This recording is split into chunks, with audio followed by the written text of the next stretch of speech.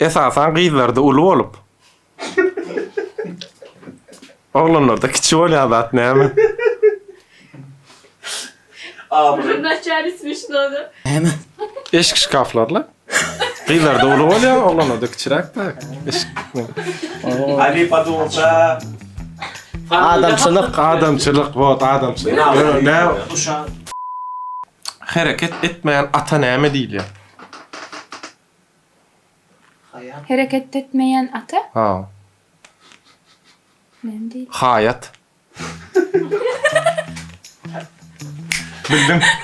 Eşilmedi yani. Köp oğlanların in halayan futbolisti kim? Kim? Götze.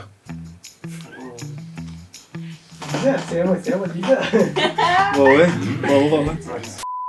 Toydan öň abyşny nähil Italya? Ben bilemem Mehmet. Kredit.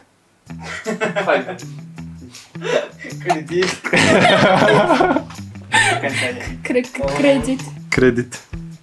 Нормально, неплохо.